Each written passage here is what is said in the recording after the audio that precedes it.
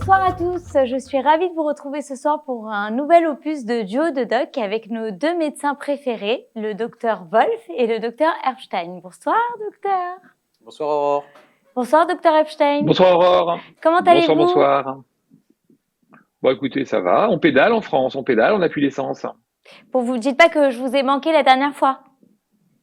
Oh si, c'était terrible. Ça va alors. Bon alors aujourd'hui, on va parler de la douleur. Et aujourd'hui, c'est moi qui présente l'émission parce que le docteur Wolf va revêtir sa casquette de pédiatre à part entière et nous parler de la douleur chez l'enfant. Et le docteur Erpstein, qui est généraliste, va nous parler de la douleur chez l'adulte. Alors, docteur Erpstein, puisque vous êtes généraliste, on va commencer par une question générale. Qu'est-ce que la douleur? Alors, la douleur, ça répond à une définition qui est très précise. J'ai trouvé ça il y a pas très longtemps. Alors, la douleur est une expérience sensorielle et émotionnelle désagréable associée à une lésion tissulaire réelle ou potentielle. Enfin, en deux mots, c'est pas très agréable et c'est lié à un problème quelque part. Alors, la douleur, pour rentrer un peu plus dans le détail, il faut bien prendre ça comme un warning. C'est un énorme warning qui se met à clignoter en disant il se passe quelque chose. Alors, il peut se mettre à clignoter de deux manières, soit comme une alerte, par exemple, quand vous mettez votre main sur une plaque chaude ou sous de l'eau chaude ou qu'on vous tape sur le doigt et que vous avez un mouvement de retrait, c'est quelque chose qui est salvateur parce que ça permet de protéger un petit peu les tissus et votre main pour pas qu'elle soit brûlée. Il y a des gens qui ne ressentent pas la douleur et qui peuvent être capables de laisser leur main sur une plaque brûlante et à ce moment-là, ils sont complètement brûlés. L'autre chose qui est importante avec la douleur, c'est donc un signal d'alerte également en disant « Coco, il y a un truc qui tourne pas rond ». C'est-à-dire que c'est quand même, sauf cas exceptionnel, on a rarement mal sans qu'il y ait une lésion ou quelque chose qui est un petit peu anormal dans le corps. Et chez l'enfant alors, docteur Wolf, comment ça se manifeste? Ça se manifeste globalement de la même manière que chez l'adulte, mais ce qui est important de savoir chez l'enfant, et ce qui est intéressant aussi à connaître, c'est que pendant des siècles, la douleur chez l'enfant était soit négligée, soit sous-estimée. C'est-à-dire qu'il a fallu attendre pratiquement le XXe siècle pour que, par exemple, et même la fin du XXe siècle, dans les années 80, pour qu'on finisse par comprendre que le nouveau-né ressentait la douleur. Il y a eu une espèce de croyance, presque envie de dire de croyance populaire, qui disait que les bébés ne souffraient pas. Donc, quand on avait des actes, par exemple, à l'hôpital, quand ils naissaient, des prises de sang et autres, allons-y gaiement, ils n'ont pas mal. Depuis la fin des années 80, on a enfin réalisé que le système nerveux qui permet d'exprimer la douleur chez l'enfant était déjà en place dès le 6e mois de grossesse. Et donc, on a finalement fait beaucoup plus attention et mieux gérer la douleur chez l'enfant. Autre problème qu'on rencontre chez l'enfant, c'est la communication. Ben oui, quand un enfant ne parle pas, comment il fait pour, à part les pleurs, comment il fait pour exprimer sa douleur? Justement, comme il est difficile d'évaluer la douleur chez un enfant qui ne communique pas, on va devoir se servir d'autres artifices. Par exemple, on évalue l'enfant jusqu'à l'âge à peu près de 4 ans par un système d'hétéro-évaluation. Ça veut dire que c'est une personne extérieure qui va évaluer la douleur de l'enfant afin de pouvoir, au mieux possible, la traiter. Bon, c'est valable, ce que je vais dire maintenant, surtout en milieu hospitalier, par exemple dans les services chirurgicaux ou les services de cancérologie, et moins en consultation de ville, ou quand un enfant vient avec une douleur à l'oreille où la maman explique « bon, il a mal, il est douloureux, il se touche l'oreille », on l'examine, on peut facilement faire le diagnostic et donner le traitement adapté. Mais quand on est dans un service, par exemple, de chirurgie, où il est important de ne pas laisser un enfant, entre guillemets, souffrir, il faut pouvoir, de manière assez sensible, évaluer cette douleur. Donc, il y a ce qu'on appelle, jusqu'à peu près l'âge de 4 ans, des systèmes d'hétéro-évaluation. Donc, le médecin ou l'infirmière évalue la douleur. Comment ces personnes s'y prennent? Eh bien, il y a des scores, il y a des tableaux qui existent et qui sont basés sur l'observation. On regarde un enfant. Excuse-moi. Comme un audit, par exemple, on coche des cases. C'est exactement ça. C'est une sorte de formulaire et au final, on a un score et en fonction du score, on sait exactement ce qu'il faut donner comme type d'analgésique, donc d'antidouleur, et parfois même à quelle dose. Donc, comment ça se passe cette observation? Bien, prenons le cas d'un nourrisson. Bien, un enfant qui est douloureux, ce ne sera pas un enfant qui va dormir paisiblement, ce sera plutôt un enfant qui va ou bien avoir du mal à s'endormir ou se réveiller plus fréquemment. C'est un enfant qui ne va pas être détendu, souriant dans son sommeil. C'est un enfant qui va avoir peut-être les sourcils plus froncés, les yeux fermés, là parfois même la bouche ouverte, le corps raidi, ou même parfois, par exemple, un membre qui se dirige vers une autre partie du corps vers la partie en général douloureuse. Bref, on peut observer et remplir ce fameux formulaire et obtenir un score de douleur qui permettra d'évaluer cette douleur et de la traiter de manière la plus optimale. Et puis, une fois que l'enfant peut mieux communiquer, on peut se servir de systèmes d'auto-évaluation. C'est-à-dire qu'on va présenter des espèces de petites réglettes à l'enfant et l'enfant va pouvoir, en fonction de ce type de réglette, nous dire voilà, où est-ce que se situe le niveau de douleur. Par exemple, une réglette avec une pyramide inversée, où le bas de la pyramide est le moment où l'enfant a le moins mal, et tout en haut, il a mal. Et à l'arrière de ces réglettes, eh bien, c'est gradué avec un score qui nous donne à peu près le même résultat, c'est-à-dire savoir qu'est-ce qu'il faut donner comme type d'antidouleur. Il y a un système d'évaluation, d'auto-évaluation que moi j'aime beaucoup, c'est le système des visages. On a une petite réglette avec 5 ou 6 visages, je ne me souviens plus. Le premier visage, personne détendue, souriante, et puis en fonction de l'avancée des visages, le visage se crispe, et puis même pleure, et puis même crie pour le dernier visage. Et en fonction de ce que l'enfant va pouvoir désigner, on va pouvoir évaluer la douleur de l'enfant. Donc ce sont des espèces de systèmes d'évaluation qui nous aident à vraiment évaluer la douleur de l'enfant. Alors, en matière de douleur, est-ce qu'il y a différents types de douleurs, docteur Erfstein? J'ai vu, en préparant un peu l'émission, qu'on parlait de douleurs aiguës et de douleurs chroniques. C'est quoi la différence entre les deux? Et de toute façon, qu'est-ce que ça veut dire? La réponse est dans la question, c'est-à-dire qu'une douleur aiguë, c'est donc une douleur qui est ponctuelle, comme un pic douloureux, vous savez, tout va bien, et d'un coup, paf, on vous tape sur les doigts et vous avez une grande douleur qui est un peu violente. La douleur chronique, c'est quelque chose qui est plus pénible, c'est quelque chose de sourd. Ce sont des gens qui, tous les jours, ont un fond douloureux. Alors, ça se voit essentiellement, ce genre de trucs, chez les genres de problèmes, chez les gens qui ont de l'arthrose ou des cancers. Enfin, c'est quelque chose de très, très pénible. Mais il y a une chose que je voulais vous dire aussi, c'est que la douleur est très subjective. C'est-à-dire que vous avez des gens qui vont tolérer la douleur beaucoup mieux que d'autres. Et pour ça, les adultes, vous les enfants, vous avez des petits visages. Nous, on a une échelle aussi, qui s'appelle l'EVA, qui est l'échelle visuelle analogique, où on demande aux gens de coter leur douleur. 0, c'est pas de douleur, et 10, c'est la pire douleur qu'ils aient pu ressentir. Alors, on ne compare pas deux patients, on est bien d'accord. C'est uniquement une évaluation de ce patient-là. Parce que le patient qui va dire 5 sera peut-être à 8 ou à 3 chez un autre patient. Ce qui nous permet, pour ce patient-là, d'évaluer un peu l'évolution de la douleur. Alors donc, pour faire simple, vous avez absolument raison, il y a des douleurs aiguës et des douleurs chroniques. Et puis après, peut-être qu'on parlera d'une autre type de douleur qui est très, très pénible pour les gens, ce qu'on appelle les douleurs neuropathiques, qu'on peut trouver aussi, je pense, chez l'enfant, et qui là nous pose souvent des gros problèmes de prise en charge. Excusez-moi, je reviens sur la notion de subjectivité de la douleur. Est-ce que le fait que, par exemple, quelqu'un soit plus insensible à la douleur que quelqu'un d'autre, ça met en danger le diagnostic du médecin ou, par exemple, sa prise en charge dans le cadre de... Oui, je comprends ce que vous voulez dire. Par expérience, des gens qui ont une douleur qui est très, très, très, très, très particulière, qui est la douleur d'angine de poitrine, qui est une douleur qui est donc au milieu du thorax avec une constriction, c'est-à-dire qu'on a l'impression qu'une main devant et une main derrière serre. Vous n'avez jamais quelqu'un qui est arrivé en sifflotant, en disant « Oh, docteur, dites donc, il m'est arrivé un machin marrant, j'ai eu une petite douleur là dans la poitrine. » Non, là, tout cela, ils ont mal et ils ont quasiment le même niveau de douleur. Donc, de même pour la colique néphrétique ou pour les problèmes, enfin, colique néphrétique, c'est des problèmes au niveau du rein ou au niveau hépatique quand on a un calcul dans la vésicule. Maintenant, pour la douleur quotidienne, c'est-à-dire par exemple l'arthrose ou les petites douleurs qu'on peut ressentir parce qu'on est un peu fatigué, parce qu'on est un peu tendu, là, il y a un énorme facteur de subjectivité. Comme je dis souvent aux gens, pour ce genre de douleur, si je vous envoie à Eilat avec plein d'argent sur un compte en banque, des mojitos à ne plus savoir qu'en faire et tous les gens que vous aimez autour de vous, vous aurez mal, mais vous allez un petit peu plus vous en foutre que si vous habitez chez moi en Lorraine, il fait froid, vous n'avez pas de chauffage et en plus vous n'avez pas d'essence. Donc tout ça, ça rentre en ligne de compte dans la manière de prendre en charge la douleur.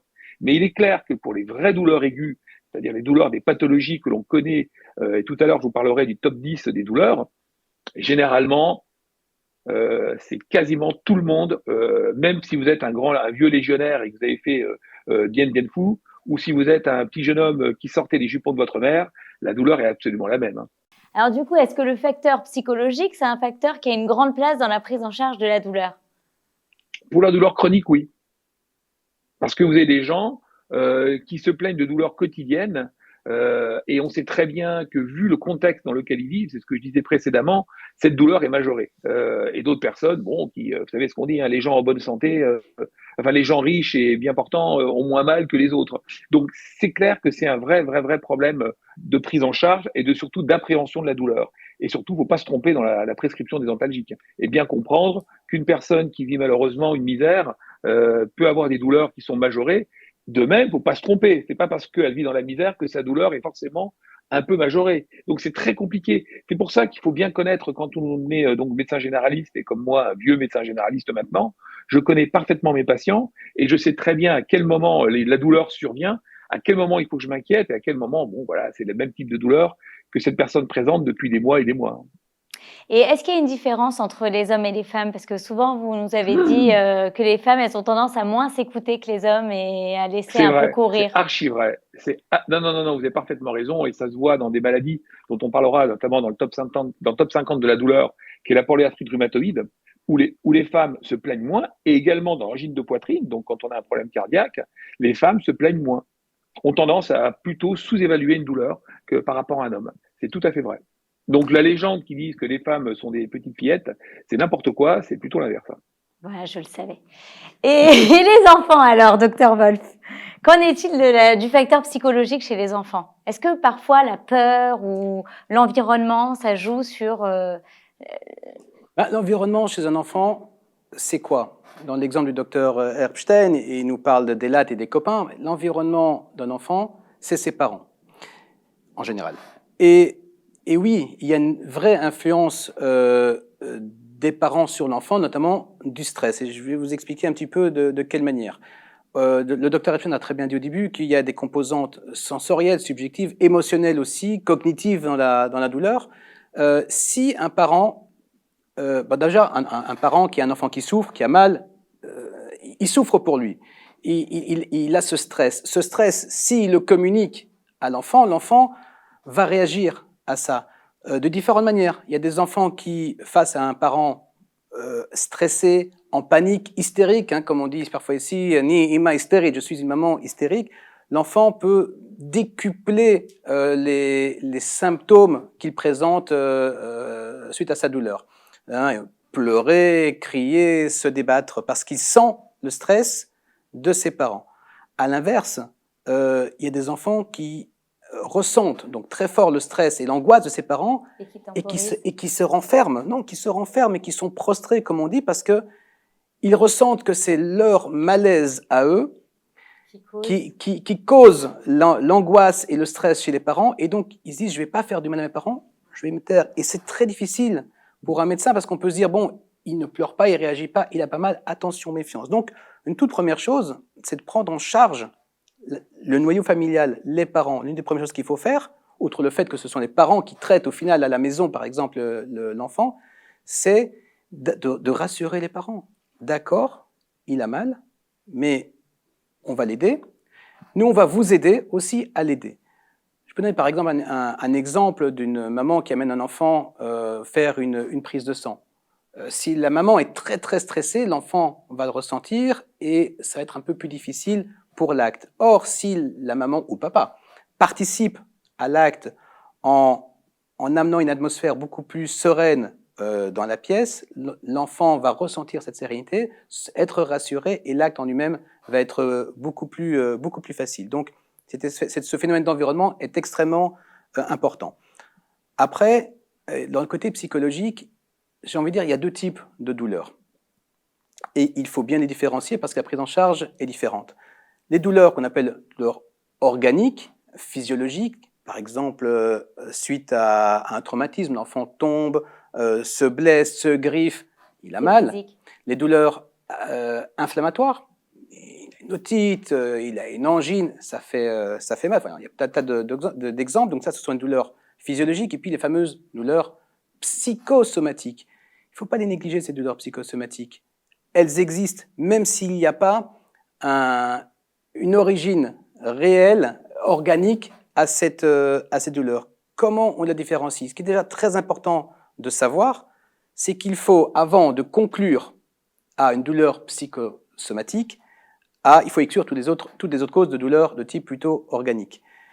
comment est-ce qu'on peut différencier? Il y a une certaine périodicité dans la douleur psychosomatique. En général, ce sont des douleurs, chez les enfants par exemple, qui précèdent un événement qui les stresse, qui les inquiète, comme par exemple, ça peut être l'école, ça peut être un voyage, la visite chez une personne qui ne les rassure pas. Et dès que cette période est passée, l'enfant retrouve une activité Ou la mise en situation qui ne leur convient pas. Exactement. Et donc, une fois qu'on a bien différencié ces deux types de douleurs, et à ce moment-là, il est temps de les traiter et de les prendre en charge. Alors, docteur Erpstein, comment on traite la douleur chez l'adulte? On méprise. Non, d'accord. Non, mais ça, de toute façon, oui. Non, mais on commence par mépriser. Je dis ça en marrant, mais la chose la plus importante que je me tue à répéter à mes patients, c'est que vous n'avez pas le droit d'avoir mal. C'est-à-dire que chaque douleur doit être prise en charge et surtout prise en compte et traitée de manière efficace. La première chose à faire, évidemment, c'est d'identifier la cause. Parce que quand vous avez quelqu'un qui a mal au genou, ça peut être, comme le disait le docteur Wolf, une douleur inflammatoire qui n'a rien à voir avec une douleur d'arthrose. Donc, savoir si c'est une douleur qui arrive au repos ou alors une douleur qui arrive quand on fait un effort. Quand on a mal au ventre, éliminer, bien entendu, la douleur d'un calcul dans la vésicule, d'un calcul dans les reins. Enfin bref, il faut toujours commencer par trouver la cause. Et souvent, la cause est curable. On peut très bien faire quelque chose pour enlever cette douleur. Bon, maintenant, entre le moment où on fait le diagnostic et le moment où on traite le problème, bon, le type, il a mal. Il faut quand même un peu le traiter. Alors, on a à notre disposition 3 paliers d'antalgiques. Vous avez les paliers de type 1, qui sont les choses qu'il faut toujours commencer par là. C'est le paracétamol, le Doliprane, Efferalgan, enfin, je sais pas quels sont les noms. Pardon? Acamol, bon voilà, le paracétamol. Docteur Erpstein, si vous voulez causer une crise d'urticaire chez un patient francophone, vous lui dites qu'on va le traiter par l'acamol. D'accord, ok. Le deuxième palier, c'est souvent des associations de paracétamol avec soit le tramadol. Le tramadol, c'est bien, c'est généralement tout ou rien. Ou ça marche super bien, ou alors les gens se mettent à vomir tripes des boyaux parce qu'ils ne le supportent pas. Soit une association avec l'opium. Alors, je ne sais pas si vous avez ça en Israël, mais nous, on a de l'opium. Ah, d'accord. La poudre d'opium, ou alors de la codéine, qui sont aussi ce sont des dérivés morphiniques, mais qui sont quand même beaucoup moins forts que la morphine. Et puis après, on arrive au palier 3, qui est un palier fort, où on arrive aux opioïdes. Donc, les opioïdes, c'est les dérivés morphiniques. Alors, bon, il y a le fentanyl, l'oxycodone, la morphine pure. Vous avez on arrive quand même dans des traitements qui sont quand même costauds. Maintenant, une chose que je voulais vous dire, et je ne sais pas si vous avez ce même problème en Israël, mais moi, en revanche, je ne prescris jamais d'anti-inflammatoires non stéroïdiens. Je n'en prescris plus parce que ibuprofène et compagnie. Déjà, c'est une saleté parce que ça flingue les reins, ça flingue l'estomac, et surtout, quand on a une douleur inflammatoire, ça lutte contre l'inflammation, alors que l'inflammation est quelque chose qui est nécessaire pour lutter contre les infections. Et surtout, il y a un grand congrès de cardiologues qui s'est réuni il n'y a pas longtemps et qui est arrivé à la conclusion que si on traitait les personnes âgées par anti-inflammatoires, on augmentait leur risque de faire une insuffisance cardiaque. Donc, c'est pas terrible. Alors, pour moi, les anti-inflammatoires sont totalement à proscrire. Alors, le problème, c'est qu'ils sont en vente libre et il faut un peu expliquer aux gens de ne pas prendre d'anti-inflammatoires. Alors, ça marche, hein. Ça marche super bien. Vous avez mal quelque part, vous prenez une douleur articulaire, vous prenez un anti-inflammatoire. Une demi-heure après, vous n'avez plus mal. Le problème, c'est que les effets indésirables, ils sont aussi costauds. Donc, il vaut mieux passer par un antalgique qui marchera tout aussi bien et qui aura nettement moins d'effets indésirables. Une autre chose aussi que je fais, alors ça, je vais rebondir un peu dans la spécialité du docteur Wolf, c'est que je ne vaccine jamais un enfant sans patch. Je préfère décaler la vaccination plutôt que de le faire sans mettre un patch. Alors, il y en a qui disent, ouais, ça sert à rien. Je suis pas d'accord. Il y a certains produits, notamment le Prevnar, celui contre le pneumocoque, qui font mal et les enfants se mettent à hurler. En revanche, j'ai encore vacciné des enfants ce matin avec le ROR, enfin rougeole, oreillon, rubéole. Quand on met un patch qui agit suffisamment longtemps, la vaccination se passe, mais alors dans un grand sourire. Les enfants n'ont pas mal. Donc c'est quelque chose qui est important et j'en ferai vraiment un mantra. Il est interdit d'avoir mal. Et il ne faut pas hésiter à nous voir. Nous dire voilà, j'ai mal, ça va pas, je suis pas complètement soulagé, de manière à ce qu'on trouve ensemble le bon traitement. Alors il faut y aller progressivement. toujours. On commence par un palier 1, un palier 2, et puis éventuellement, si les choses ne se passent pas, on peut passer à un palier 3, tout en sachant que les paliers 3, donc les opioïdes, répondent à des indications très précises. On les prescrit pas, on va pas prescrire de la morphine pour une rage de dents. On va pas s'amuser à ça. Docteur Wolf, est-ce que le traitement de la douleur chez l'enfant est la même? C'est globalement pareil, c'est les 3 paliers qu'a décrit le docteur Epstein. Palier 1, paracétamol, avec effectivement le fait d'essayer d'éviter les anti-inflammatoires, pas pour les mêmes raisons. En tout cas, peut-être celle qui est commune avec les adultes, c'est évidemment protéger les reins. Donc, un enfant, par exemple, qui a des problèmes de reins, malformation, reflux ou problèmes fonctionnels, strictement interdit évidemment de donner l'ibuprofène. Et évidemment, comme l'a dit le docteur Epstein, c'est en vente libre. Donc, à moins qu'il y ait un médecin qui tapait sur la table en disant interdiction de prendre de l'ibuprofène, c'est du Nurofen ou de l'Advil classiquement, les parents achètent ça, donnent ça aux enfants. Et c'est vrai, ça marche très bien. Il faut essayer de faire la part des choses. Je me souviens de quand j'étais une jeune maman, on me disait il faut intercaler Advil, Doliprane quand les enfants ont de la fièvre. Je sais depuis que ce n'est plus bon à faire. C'est ce qu'on continue encore beaucoup à dire et à suggérer, bien qu'idéalement, dans un monde parfait, et on ne vit malheureusement pas dans un monde parfait, il ne faudrait suggérer pratiquement que le paracétamol. Et puis pour les autres paliers, c'est pareil, comme l'a dit le docteur Epstein, codéine, tramadol, morphine, c'est juste une question de dose qui change en pédiatrie. Mais voilà, je pense que ce schéma de palier, là ce que je vais vous dire, c'est non vérifié. Je pense que ce schéma chez l'enfant n'existe que depuis quelques dizaines d'années. Comme je vous l'ai dit, avant ça, la douleur de l'enfant était totalement négligée. Oui. Alors, docteur Epstein, quel est votre top 10, 50 des douleurs, comme vous nous l'avez promis? Bon, alors c'est pas mon top 50, mais il y a des gens beaucoup plus intelligents que moi qui ont décidé de faire une gradation. Alors, la première chose, c'est ce qu'on appelle le syndrome douloureux régional complexe. Alors, je ne connaissais pas du tout. Ça, c'est des syndromes douloureux qui se présentent après des fractures, des opérations et qui malheureusement provoquent un dérèglement complètement, ce qu'on appelle les nocicepteurs, donc les récepteurs à la douleur. Et ça peut durer des mois, il n'y a pas de traitement. Enfin, c'est quelque chose d'épouvantable et qui malheureusement peut amener de temps en temps au suicide. Et c'est très très vrai ça. La deuxième douleur, c'est une petite bestiole qui s'appelle le Paraponera. La Paraponera, c'est l'insecte, c'est une petite fourmi qu'on trouve en Amazonie et qui délivre une toxine qui est tellement douloureuse que c'est épouvantable. Donc, c'est l'animal qui pique, enfin, dans le venin qui est le plus douloureux. Il n'y a pas de vaccin contre ça? Ah bah non, on vaccine pas. Non, le seul truc qui existe, c'est le bégon. Ouais. Troisième douleur, mesdames, vous êtes très courageuses, c'est l'accouchement. C'est-à-dire qu'on considère que le premier accouchement est quelque chose de terrible. Et d'ailleurs, ma femme, en l'occurrence, m'a toujours dit qu'après son premier accouchement, ses paliers de la douleur ont complètement été décalés et qu'elle a vu les choses de manière un peu différente. Au niveau 4, vous avez l'amputation d'un doigt ou d'un membre, n'importe quel membre. Pourquoi? Parce qu'il y a ce qu'on appelle le syndrome du membre fantôme. C'est-à-dire qu'il va falloir des années avant que votre organisme, votre corps, votre cerveau se rende compte qu'il manque un bout. Et c'est très compliqué. Ce sont des douleurs, j'en avais un petit peu évoqué tout à l'heure, qu'on appelle neuropathiques, où la prise en charge, alors là, c'est ni la morphine, ni le paracétamol, ni le tramadol, ça marche pas. C'est ce qu'on appelle des neuroleptiques ou des antiépileptiques. Ce sont des douleurs qui sont pas marrantes. Vous savez, c'est un peu le même type de douleur que vous avez quand vous allez chez le dentiste et qu'on va un peu chatouiller un nerf. C'est pas génial. Alors là, ça touche un membre. C'est quelque chose d'assez terrible. En numéro 5, vous avez la maladie de Crohn, donc ces douleurs digestives, parce que les intestins sont très innervés. Vous savez, quand vous avez un peu les intestins qui se dilatent, vous avez un peu trop mangé, là vous êtes un peu ballonné, ça fait très très mal. Et une poussée de Crohn, c'est très douloureux. Ensuite, on arrive à la polyarthrite rhumatoïde, ce dont on a parlé tout à l'heure. Vous savez, ces douleurs articulaires, hein, qui sont surtout des douleurs de repos. On se réveille le matin, on est raide comme de la justice et il faut bien 1 à 2 heures avant que toutes ces articulations deviennent souples.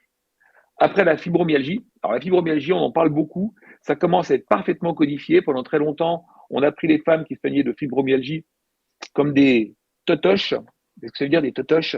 C'est-à-dire des hystériques, quoi, hein, des filles qui travaillaient du chapeau.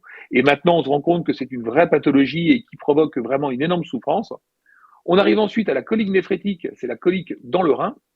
Alors, il y a un moyen mnémotechnique. On dit que la colique néphrétique est frénétique. Parce que, on sautille. Alors que la colique hépatique, donc dans la vésicule, elle est pathétique. parce qu'on est plutôt ah là là là là là là. Alors ça c'est tout à fait vrai. C'est la vieille Vous pouvez voir école, c'est des gens docteur Epstein. Ah bah oui, mais c'est dans les vieux pots qu'on fait les meilleures soupes, hein. Enfin, on arrive en neuf à la migraine. La migraine, c'est très douloureux. Et le dernier, enfin disons pas le plus fort, mais le 10e, c'est la névralgie du trijumeau. Vous savez, ce sont des douleurs dans le visage qui sont aussi des douleurs neuropathiques, souvent provoquées par une racine d'une dent qui vient irriter un peu ce nerf et qui donne des douleurs qui sont quand même très, très, très, très, très difficiles à gérer. Donc voilà, vous avez le top 10 des douleurs que vous pouvez trouver n'importe où sur Internet. Et puis, vous pouvez rajouter des douleurs en fonction de votre propre vécu. Alors, pour conclure, docteur Epstein, qu'est-ce que vous nous diriez? Vous n'avez pas le droit d'avoir mal. D'accord. C'est tout. Et vous, docteur Wolf? Je me suis fait un petit peu piquer ma réplique par le docteur Epstein. Moi, je voulais juste dire que j'ai pas de top 10 de douleur. Parce que justement, on n'a pas le droit de laisser un enfant avoir mal. Donc, il faut tout de suite identifier cette douleur et tout de suite la réduire à néant, soit en traitant la cause et soit en attendant traiter la douleur parentalgique. Eh bien, merci d'avoir répondu à toutes ces questions sur le thème universel de la douleur. J'espère que cela vous a plu autant qu'à moi. Quant à nous, je vous dis à très bientôt pour un prochain duo de doc avec bien sûr le Dr Wolf, le Dr Epstein et peut-être un autre intervenant pour nous éclairer sur son sujet de prédilection. À très bientôt. Au revoir. Au revoir, Aurore. Au revoir, Dr Mickaël. Epstein. Au revoir. Au revoir, Dr Epstein. Au revoir.